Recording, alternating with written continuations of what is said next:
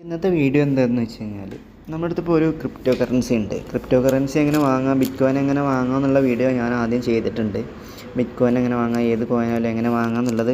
അത് വാങ്ങണം അതേമാതിരി തന്നെ എല്ലാ കോയിനും പർച്ചേസ് ചെയ്യണത് ഗൂഗിൾ പേ വെച്ചിട്ട് ചെയ്യുക, പേടിഎം വെച്ചിട്ട് ചെയ്യുക. പിന്നെ P2P വഴി ചെയ്യുന്ന വീഡിയോ ആണ് ഞാൻ ചെയ്തിട്ടുള്ളത്.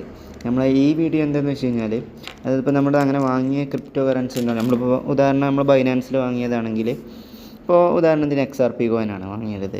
അതെങ്ങനെ നമുക്ക് വേറെ അക്കൗണ്ടിലേക്ക്, അതായത് ഇപ്പോൾ നമുക്ക് വേറെ വാലറ്റ് ഉണ്ട്, ഫാൻഡം വാലറ്റ് പറഞ്ഞിട്ടുള്ള വാലറ്റ് ഉണ്ട്.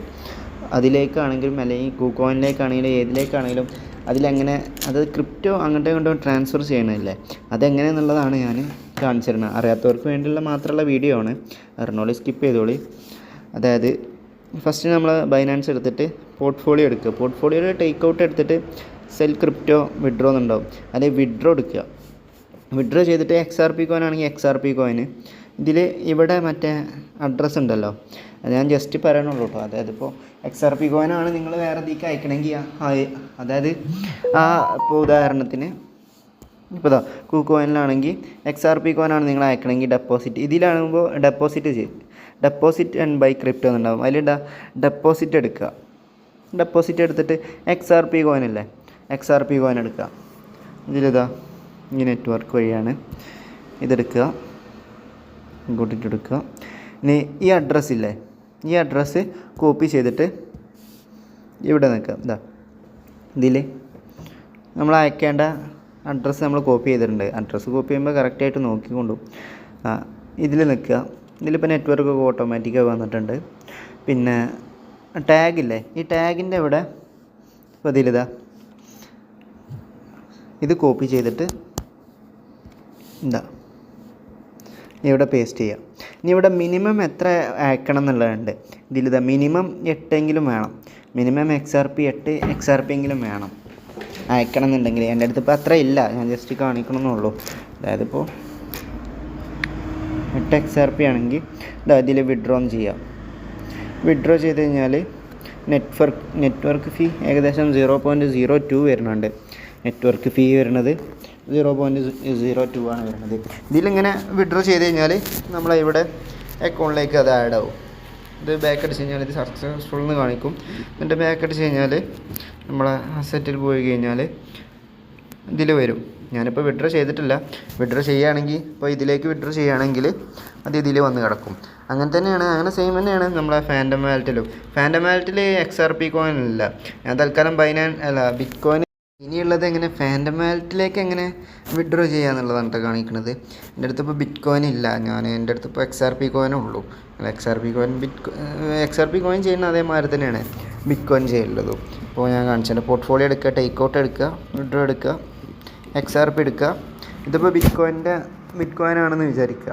ബിറ്റ് കോയിൻ ആണെന്നുണ്ടെങ്കിൽ ഇപ്പോൾ ബിറ്റ് കോയിൻ ഷെയർ ചെയ്യാനാണ് ഞാൻ ജസ്റ്റ് കാണിക്കേണ്ടത്. ഫാൻഡം വാലറ്റിൽ ഇതിൽ റിസീവ് എന്ന് ചെയ്യാം. ഫാൻഡം വാലറ്റിലാകുമ്പോൾ റിസീവ് അടിച്ചിട്ട് സോൾ കോയിൻ അല്ലേ, സോൾ കോയിൻ എന്താ വെച്ച് കഴിഞ്ഞാൽ കുറേ ആൾക്കാരുടെ അടുത്ത് ഇപ്പോൾ ഗ്രാസിൻ്റെ എയർ ഡ്രോപ്പ് കിട്ടിയിട്ടുണ്ടാവും. അതിനു വേണ്ടി നിങ്ങൾ ഫാൻഡം വാലറ്റ് ഉണ്ടാക്കിയവരുണ്ടാവും, അല്ലാതെ ഫാൻഡം വാലറ്റ് ഉണ്ടാക്കിയവരുണ്ടാവും. പക്ഷേ ഗ്രാസിൻ്റെ ഇത് കിട്ടണമെങ്കിൽ അത് ക്ലെയിം ചെയ്യണമെന്നുണ്ടെങ്കിൽ നമ്മൾ അടുത്ത് കുറച്ചെങ്കിലും സോൾ കോയിൻ വേണം. കുറച്ചെങ്കിലും സോൾ കോയിൻ ഉണ്ടെങ്കിലേ നമുക്ക് ക്ലെയിം ചെയ്യാൻ പറ്റുള്ളൂ. അപ്പോൾ ബൈനാൻസിൽ നിന്ന് എങ്ങനെ ഗ്രാസ് ക്ലെയിം ചെയ്യാൻ വേണ്ടിയിട്ട് ഫാൻഡം വാലറ്റിലേക്ക് ആഡ് ചെയ്യുമെന്നുള്ളതാണ് ഞാൻ കാണിക്കുന്നത്. അപ്പോൾ സോൾ കോയിൻ ആയിരിക്കും ചിലപ്പം നിങ്ങൾ ബൈനാൻസിൽ വാങ്ങിയിട്ടുണ്ടാവുക.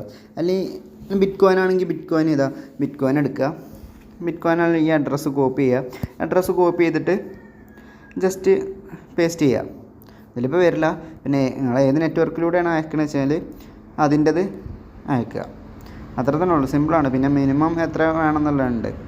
മിനിമം അതിപ്പോൾ കാണിക്കാത്ത എന്താ വെച്ച് കഴിഞ്ഞാൽ ഞാൻ കൊടുത്തത് തെറ്റായതുകൊണ്ടാണ്. മിനിമം 8 വേണം. ബിറ്റ് കോയിൻ ആകുമ്പോൾ ചെറിയ എമൗണ്ട് വേണം. സോൾ കോയിൻ ആകുമ്പോൾ നിങ്ങൾ അയക്കുകയാണെങ്കിൽ മിനിമം വരിക 0.1 ആണ് വരിക. 0.1 സോൾ കോയിനുകൾ നിങ്ങളുടെ കയ്യിൽ വേണം, എങ്കിലാണ് നിങ്ങൾക്കത് അയക്കാൻ പറ്റുള്ളൂ ബൈനാൻസിൽ. അത് ഓരോ ബ്രോക്കറിലും ഓരോ മാതിരി ഉണ്ടാവും.